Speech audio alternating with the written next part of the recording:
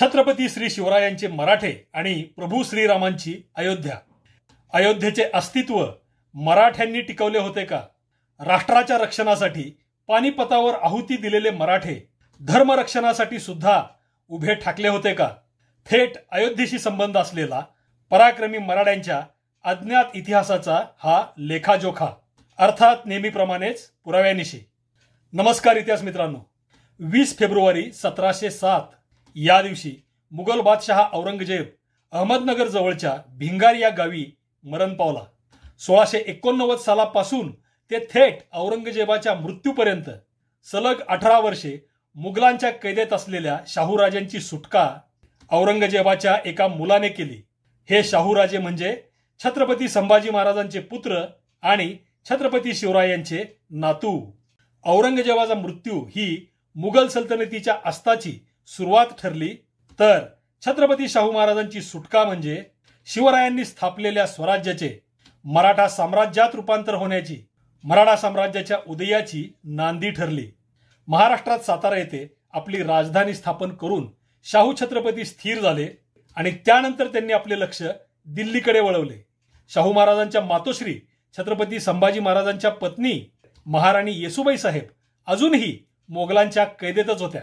त्यांना सोडवून परत आणण्यासाठी आणि मूळ स्वराज्यासह दक्षिण भारतातील मोगलांच्या 6 सुभ्यावरील चौथ वसुलीचा अधिकार बादशहाकडून मान्य करून घेण्यासाठी शाहू छत्रपतींनी त्यांचे मुख्य मोठे सरदार सैन्यासह दिल्लीकडे रवाना केले. मुघल दरबारातील बलाढ्य अशा सय्यद सरदारांना हाताशी धरून तख्तावरचा बादशहा हटवून आपल्याला हवा तो नवा बादशहा बसवून शाहू छत्रपतींच्या आज्ञेनुसार मराठ्यांनी ही दिल्लीची पहिली मोहीम फत्ते केली. अधिकृत सनदांसह महाराणी येसूबाई साहेबांच्या सह मराठे दिल्लीहून परत फिरले. हे साल होते इसवी सन 1719. मराठ्यांच्या मदतीने दिल्लीचा बादशहा बदलणे सुद्धा शक्य आहे हे उभ्या आडव्या हिंदुस्थानला यावेळी दिसून आले होते. याच सुमारास अयोध्येची परिस्थिती अशी होती. 1194 साली कनौजच्या राठोड राजांचा पराभव करून शियाबुद्दीन घोरीने जिंकलेली अयोध्या नगरी, त्यानंतर गुलाम, खिलजी, तुगलक, लोदी या सल्तनतीच्या अंमलाचा काळ पार करून आता मुघल सल्तनतीच्या अवध प्रांताचे मुख्य शहर झाले होते. या दरम्यानच्या काळातच मुघल सल्तनतीचा संस्थापक बाबर याने अयोध्येतील प्राचीन श्रीराम जन्मभूमीच्या स्थानावर मशीद बांधली होती. या मशिदीवरील शिलालेख सांगतात, बाबराच्या आज्ञेवरून त्याचा सरदार मीर बाकी याने इसवी सन 1528 साली ही मशीद बांधली. यानंतर पुढील काळात बाबराचा 5वा वंशज असलेल्या औरंगजेबाने काय केले त्याचे वर्णन 1905 सालच्या ब्रिटिश गॅजेटियरमध्ये आहे ते असे. अयोध्येमध्ये औरंगजेबाने बांधलेल्या मशिदी आता धुळीस मिळाल्या आहेत, भुईसपाट झाल्या आहेत. यातील एक स्वर्गद्वारावर असलेल्या प्राचीन मंदिराच्या जागेवर बांधण्यात आली होती, जे पुन्हा कधीच बांधण्यात आले नाही. अयोध्येमधील स्वर्गद्वार हे स्थान म्हणजे श्रीरामांनी अवतार समाप्तीनंतर स्वर्ग गमन केल्याची मान्यता असलेले स्थान. 1722 साली अवध प्रांताचा सुभेदार म्हणून मुघल बादशहाने मोहम्मद अमीन उर्फ सादत खान याची नेमणूक केली. याच अवध प्रांतात अलाहाबाद म्हणजे प्रयागराज आणि वाराणसी उर्फ काशी ही हिंदूंची पवित्र तीर्थक्षेत्रे सुद्धा होती. अयोध्येपासून जवळपास 125 किलोमीटर पश्चिमेला असलेले लक्ष्मण किल्ला हे गाव सादत खानाने तिथल्या स्थानिक शेखांचा पराभव करून जिंकले. हे लक्ष्मण किल्ला गाव म्हणजेच आजचे लखनौ. हा सादत खान अशा प्रकारे अवधच्या नवाबीचा संस्थापक ठरला. अवधचे हेच नवाब पुढे इतिहासामध्ये लखनौचे नवाब म्हणून प्रसिद्धीस आले. 1739 साली सादत खान मरण पावला. या काळापर्यंत छत्रपती शाहू महाराजांनी मराठा साम्राज्याची ताकद प्रचंड वाढवली होती. गुजरातमध्ये दाभाडे सरदार स्थिर झाले होते. नागपूरकर भोसले सरदार ओरिसा आणि बंगालवर धडका मारत होते. माळव्यात तर पवार सरदारांची ठाणी 1710 सालापासूनच बसलेली होती. याच काळात मराठ्यांनी आणखी एक मोठा पराक्रम केला होता. या पराक्रमाचे नेतृत्व केले होते शाहू छत्रपतींचे हमखास विजयी होणारे एक अमोघ अस्त्र पराक्रमी पेशवे पहिले बाजीराव यांनी. 1728 साली बाजीरावांनी बुंदेलखंडामध्ये घुसून महमद खान बंगश या पठाण सरदाराचा सडकून पराभव केला होता आणि 1738 साली थेट दिल्लीलाच धडक दिली होती. मराठ्यांचे हे वाढलेले बळ सर्व मोगल सुभेदारांसह बादशहाला सुद्धा धडकी भरवित होते. मराठे ज्यात हात घालतील ती मोहीम मराठेच जिंकणार हे जणू काही ठरल्यासारखेच झाले होते. अवधचा पहिला नवाब सादत खान हा मरण पावल्यावर त्याचा भाचा आणि जावई अबुल मनसूर खान उर्फ सफदरजंग अवधचा सुभेदार झाला. अजूनही अवध प्रांताचे मुख्य केंद्र अयोध्या हेच होते. पण सफदरजंगाच्या कारकिर्दीत अयोध्येमधील अवध प्रांताच्या सुभ्याचे मुख्य केंद्र हटवून ते 7 किलोमीटर दूर असलेल्या फैजाबादला नेण्यात आले. घागरा नदी, जिला शरयू नदी देखील म्हणतात, त्या नदीच्या काठी असलेले सुरक्षित असे अयोध्या शहर सोडून अवध सुभ्याची राजधानी फैजाबाद का करण्यात आली त्यामागे एक कारण दिसते. अहमद खान बंगश याने सफदरजंग दिल्लीला असताना अवध प्रांतावर हल्ला करून बराच भाग कब्जात घेतला होता. तिथे प्रचंड लूट, जाळपोळ आणि नासधूस केली होती. या बंगशाला धडा शिकवण्यासाठी सफदरजंगाने मराठ्यांची मदत घेतली. मल्हारराव होळकर आणि जयाप्पा शिंदे यांची 20,000 मराठा घोडेस्वारांची फौज सफदरजंगाच्या मदतीला आली. अहमद खान बंगशाच्या फौजेची कत्तल होऊन त्याचा पहिल्याच लढाईत प्रचंड पराभव झाला. बंगशाच्या राजधानीच्या किल्ल्याला म्हणजे पत्थरगडला वेढा पडला. मल्हारराव होळकर आणि जयाप्पा शिंदे हे या प्रसंगी हजर होते. बंगशाच्या मदतीला आलेला त्याचा मित्र सादुल्ला खान रोहिला याच्या फौजेची मराठ्यांनी वाटेतच गाठून साफ कत्तल उडवली. बंगशाचा सडकून पराभव झाला आणि सफदरजंगाला खूप मोठा विजय प्राप्त झाला. यावेळी मराठ्यांनी काशी प्रयागसह अयोध्येचा सुद्धा ताबा मिळवण्याचे प्रयत्न चालू केले होते. हिंदूंची ही 3ही प्रसिद्ध तीर्थक्षेत्रे सफदरजंगाच्या अवध प्रांतामध्येच होती. याबद्दल जयाप्पा शिंदे यांनी नानासाहेब पेशव्यांना लिहिलेले पत्र महत्वाचे आहे. त्यामध्ये जयाप्पा लिहितात, गंगेस पूल तयार करवून पार उतरून पठाणास गाठून लुटून फस्त केला. अहमद खान पठाण तेच रात्री मोर्चातून पळून गेला. त्याचा पिच्छा करून बुडविला.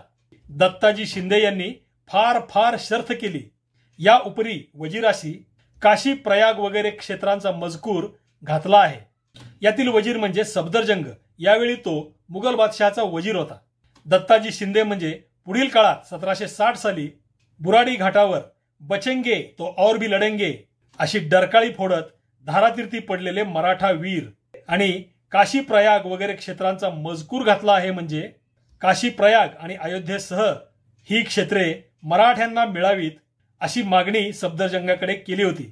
मराठी रियासत या ग्रंथात रियासतकार सरदेसाई लिहितात, काशी प्रयाग वगैरे हिंदूंची पवित्र स्थळे रोहिल्याचे कब्जात होती. ती सोडविण्याचा पेशव्याचा फार दिवसाचा संकल्प असून त्या स्थळास उपद्रव करणे म्हणजे मराठ्यांच्या नाकावर मिरे वाटण्याप्रमाणे होते.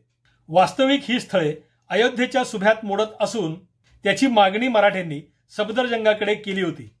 यातून असे समोर येते की काशी आणि प्रयाग हे त्यावेळी अजूनही रोहिल्यांच्याच कब्जात होते. पण अयोध्या मात्र सफदरजंगाकडेच असून ते त्याच्या सुभ्याचे मुख्य केंद्र होते. इसवी सन 1200 पासून म्हणजे सुमारे 500 वर्षापासून सल्तनत काळातील अवध सुभ्याचे मुख्य केंद्र असलेले, राजधानी असलेले अयोध्या शहर सोडून सफदरजंगाने फैजाबादला राजधानी हलवली. यामागे मराठ्यांचा हा दबावच कारणीभूत होता. यामुळे आता अयोध्येचे रूपांतर पूर्ण सुलतानी अंमलाखालील, सुलतानी वर्चस्वाखालील शहर होण्याला पायबंद बसला आणि फैजाबाद अवधच्या नवाबांची नवी राजधानी म्हणून नावारूपाला आली. अयोध्येमधील सुलतानी वर्दळ बंद पडली. अयोध्या शहर आपोआपच बाजूला पडले आणि तेथील प्रशासकीय इमारती उजाड झाल्या. नवाबांचे वाडे सुद्धा फैजाबादमध्ये नव्याने बांधण्यात आले. ही होती सफदरजंगाने मराठ्यांच्या मागणीला दिलेली एक प्रकारची स्वीकृती. यानंतरच्या पुढच्याच वर्षी 1752 साली अफगाणचा सुलतान अहमद शाह अब्दालीने कंधारवरून पंजाबवर आक्रमण केले. नंतर तो दिल्लीच्या रोखाने पुढे सरकू लागला. मुघल बादशहा अहमद शहाने सफदरजंगाला दिल्लीकडे येण्याचा आणि कोणत्याही किमतीवर प्रबळ मराठा फौज सोबत घेऊन येण्याचा हुकूम फरमावला. यावेळी सफदरजंगाने बादशहाचा वजीर या नात्याने मल्हारराव होळकर आणि जयाप्पा शिंदे यांची भेट घेऊन एक अत्यंत महत्वाचा करार केला. दिल्लीच्या बादशाहीचे बाहेरच्या आणि अंतर्गत शत्रूंपासून मराठ्यांनी संरक्षण करावे या बदल्यात बादशहाने मराठ्यांना 50 लाख रुपये, पंजाब व सिंध प्रांताची चौथाई तसेच अजमेर, आग्रा आणि मथुरेची फौजदारी द्यावी असा हा करार होता। याच करारामुळे पुढे 1761 साली पानिपतचे तिसरे सुप्रसिद्ध युद्ध उद्भवले। 3 एप्रिल 1752 रोजी हा करार झाला। पेशव्यांच्या तर्फेने मल्हारराव होळकर आणि जयाप्पा शिंदेंनी याला मान्यता देताच या कराराचे फरमान मुघल बादशहाने काढले। 5 मे 1752 रोजी मराठ्यांची 50,000 सैन्य असलेली फौज घेऊन सफदरजंग दिल्लीत दाखल झाला। ही बातमी कळताच अहमद शहा अब्दाली पंजाब प्रांतातूनच माघारी फिरला। दिल्लीवर आलेले हे मोठे प्रलयंकारी संकट केवळ मराठ्यांच्या सैन्याच्या दराऱ्यामुळे टळले। मराठे आता यशाच्या एका मोठ्या शिखरावर पोहोचले होते। संपूर्ण मुघल सल्तनत आणि मुघल बादशहाच आता जणू काही मराठ्यांच्या पंखाखाली आला होता। ही परिस्थिती मराठ्यांनी अयोध्या, काशी, प्रयाग मिळवण्यासाठी अगदी योग्य होती तसे यावेळी घडले नाही, पण अयोध्येत मात्र आता बदल होऊ लागले। मराठ्यांची काशी, प्रयाग, अयोध्येची मागणी पूर्ण करण्यापूर्वीच सफदरजंग 1754 साली मरण पावला। पण त्यापूर्वी राजधानी फैजाबादला गेल्यावर राजा नवल सिंगाने दबावातून मोकळ्या झालेल्या अयोध्येत नागेश्वरनाथाचे आणि श्री लक्ष्मीचे अशी 2 मंदिरे बांधली। राजा नवल सिंग हा सफदरजंगाचा लष्करी आणि मुलकी प्रशासनाचा प्रमुख होता, पण अजूनही श्रीरामांची 3 प्रमुख मंदिरे मात्र जीर्णोद्धाराच्या प्रतीक्षेतच होती। सफदरजंगाच्या मृत्यूनंतर 1754 साली त्याचा मुलगा शुजाउद्दौला अवध प्रांताचा सुभेदार आणि नवाब झाला। या शुजाउद्दौलाच्या कारकिर्दीत मराठ्यांना अयोध्येसह काशी आणि प्रयाग सुद्धा जवळजवळ ताब्यात मिळालेच होते। पण रघुनाथराव उर्फ राघोबा दादा पेशवे यांच्या विचित्र निर्णयामुळे अयोध्या मुघलांच्या अंमलातून मुक्त होऊ शकली नाही। ही सर्व हकीकत अशी घडली। शुजाच्या कारकिर्दीच्या सुरुवातीलाच 1757 साली मुघल दरबारातील अंतर्गत यादवीचा संघर्ष उफाळून वर आला। मुघल बादशहाने थेट शुजाउद्दौल्याच्या विरुद्ध अवध प्रांतामध्ये मोठी फौज रवाना केली। बादशहाच्या या फौजेत सामील झाले होते अहमद खान बंगशाह पठाण आणि नजीब खान रोहिला, तेही सैन्यासह। आता यामधून शुजाला फक्त मराठेच वाचवू शकत होते। राघोबादादा यावेळी जयपूरला होते। त्यांनी शुजाच्या मागणीवरून सखाराम बापू बोकील आणि अंताजी माणकेश्वर या 2 सरदारांना 23,000 मराठा घोडदळ देऊन शुजाच्या मदतीला रवाना केले। अर्थातच शुजाला ही मदत फुकट मिळणारच नव्हती। मराठ्यांचे वकील राघव लक्ष्मण पुरंदरे यांनी शुजाकडे जाऊन मागणी केली ती काशी, प्रयाग आणि अयोध्या ही पवित्र हिंदू क्षेत्रे मराठ्यांच्या ताब्यात देण्याची। याशिवाय शुजाने मराठ्यांना त्यांच्या मदतीबद्दल मोठी रक्कम सुद्धा द्यायची होतीच। मराठ्यांची इतकी मोठी फौज आता शुजाबरोबर आहे याचा दबाव येताच शुजाच्या शत्रूंनी माघार घेतली आणि तहाची बोलणी चालू केली। तह होऊन शुजावरचे हे प्रचंड मोठे अरिष्ट टळले। शुजाकडे गेलेल्या मराठ्यांच्या वकिलांना शुजाने सिंगरार परगणा देण्याचे मान्य केले। थोड्याच दिवसांनी काशी सुद्धा मराठ्यांना देण्याची सनद शुजाने मराठ्यांना दिली। पण नेमके याच वेळी राघोबादादा पेशव्यांनी एक विचित्र आणि अनाकलनीय असा निर्णय घेतला। राघोबादादांनी मराठ्यांच्या शुजाकडील वकिलांना वाटाघाटी तत्काळ बंद करायला कळवले। पूर्ण होत आलेली बोलणी अशा प्रकारे अचानक फिसकटली आणि हा विषयच थांबला, संपला। काशीसह प्रयाग आणि अयोध्या सुद्धा पुन्हा मराठ्यांच्या हातातून निसटले। राघोबादादामुळे झालेले मराठ्यांचे हे नुकसान नक्कीच खूपच मोठे होते। 1761च्या जानेवारीत झालेल्या पानिपतच्या महारणसंग्रामात मराठ्यांना फार मोठा फटका बसला। 1.25 लाख मराठे पानिपतच्या रणांगणावर वीरगती पावले। यानंतर 10 वर्षांनी 1771 साली महादजी शिंदेंनी दिल्ली पुन्हा काबीज केली। दरम्यानच्या काळात शुजाउद्दौला इंग्रजांविरुद्ध झालेल्या बक्सारच्या लढाईत पराभूत झाला। इंग्रजांना शुजा शरण गेला। फैजाबादला आता इंग्रजांच्या सैन्यासह ब्रिटिश रेसिडेंट राहू लागला। शुजाउद्दौल्याचे स्वातंत्र्य जवळपास संपुष्टात आले होते। 1775 साली शुजाउद्दौला मरण पावला। शुजाच्याच काळात अयोध्येमध्ये केसरी सिंग याने 5 जैन मंदिरे बांधली, पण अजूनही अयोध्येतील श्रीरामांची उद्ध्वस्त झालेली 3 प्राचीन मंदिरे मात्र उपेक्षेच्या अंधारातच होती। शुजाच्या मृत्यूनंतर त्याचा मुलगा असफ उद्दौला आता अवध प्रांताचा नवाब झाला. त्याने लगेचच फैजाबाद ही अवध प्रांताची राजधानी सोडली आणि 125 किलोमीटर दूर असलेल्या लखनौ शहराला त्याची राजधानी केली. यामुळे तर अयोध्या आता जवळपास नवाबांच्या हातातून गेलीच. अयोध्येवर यावेळी जो काही थोडाफार अंमल होता तो इंग्रजांचाच होता. अशा परिस्थितीत बलाढ्य मराठ्यांनी जर अयोध्येत हस्तक्षेप केला असता तर त्यांना अडविण्याची हिंमत लखनौच्या नवाबामध्ये किंवा इंग्रजांच्या मध्ये सुद्धा तेव्हा तरी नव्हती. नेमक्या याच अनुकूल परिस्थितीचा सुयोग्य वापर करून घेण्यासाठी, ही सुवर्ण संधी साधण्यासाठी पुढे आल्या त्या मातोश्री अहिल्यादेवी होळकर. 1784 साली मातोश्री अहिल्यादेवी होळकरांनी अयोध्येमधील त्रेताका ठाकूर या मंदिराचा जीर्णोद्धार केला. 1905 सालच्या ब्रिटिश गॅझेटियरनुसार या मंदिरातील प्रभू श्रीराम आणि सीतेच्या प्राचीन मूर्ती औरंगजेबाने नदीत फेकून दिल्या होत्या. त्या मूर्ती पुन्हा मंदिरामध्ये स्थापन करण्यात आल्या. मातोश्री अहिल्यादेवींनी जीर्णोद्धारानंतर या मंदिराजवळ घाट आणि नवी मंदिरे बांधली. या मंदिरांच्या व्यवस्थेसाठी वार्षिक 231 रुपये देण्याची तरतूद केली. ती आजतागायत चालू आहे. हे त्रेताका ठाकूर मंदिर ज्या ठिकाणी श्रीरामांनी स्वतः त्यांची आणि सीतामातेची मूर्ती स्थापन केली होती त्या ठिकाणी प्राचीन काळी बांधण्यात आले होते.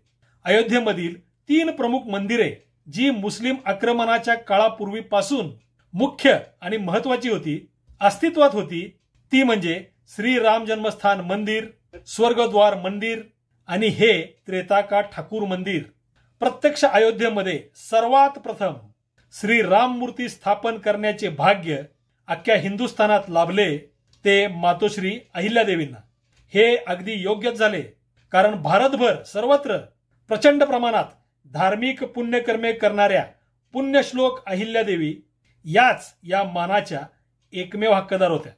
मराठा साम्राज्यातील होळकर घराण्यामुळे अयोध्येतील एका महत्वाच्या मंदिराचा जीर्णोद्धार होऊन त्यामध्ये श्रीरामांची स्थापना झाली. यानंतर 1792 साली महापराक्रमी महादजी शिंदेंना मुघल बादशहाने वकील ई मुतालिकी म्हणजे हिंदुस्थानचा संपूर्ण अधिकार असलेले कारभारी पद दिले.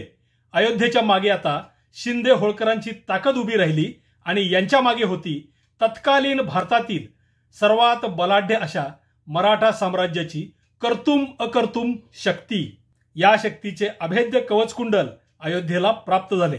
अशा प्रकारे अयोध्या मराठ्यांनी फक्त जपली आणि टिकवलीच नव्हती, तर अयोध्येत मातोश्री अहिल्यादेवींनी केलेल्या त्रेताका ठाकूर मंदिराच्या जीर्णोद्धारामुळे आणि इतर कार्यामुळे अयोध्येचा जणू पुनर्जन्मच झाला होता. ही होती प्राचीन अयोध्येची पहिली पुनर्स्थापना. आणि धर्मरक्षणाच्या या कार्यामागे आपण सुरुवातीपासून पाहिलेल्या मराठ्यांच्या पराक्रमाचा आणि हिंदुस्थानभर असलेल्या दराऱ्याचा फार मोठा वाटा आहे. अयोध्येमधून नवाबाची राजधानी फैजाबादला हटणे हा पहिला टप्पा होता. अयोध्या आमची आहे, आम्हा हिंदूंची आहे, ती आम्हालाच मिळायला हवी असा मराठ्यांचा सततचा हट्टाग्रह, सफदरजंगावर मराठ्यांनी केलेले उपकार, मराठ्यांनी 2दा केलेली काशी प्रयागसह अयोध्या ताब्यात देण्याची मागणी आणि शेवटी नवाबाची राजधानी अयोध्येपासून 125 किलोमीटर लांबवर लखनौला जाणे, या सगळ्यांचे श्रेय मराठ्यांचेच आहे. म्हणूनच अयोध्येचे अस्तित्व टिकवण्यात मराठ्यांचे योगदान सर्वात मोठे आहे, हे कुणीच नाकारू शकणार नाही.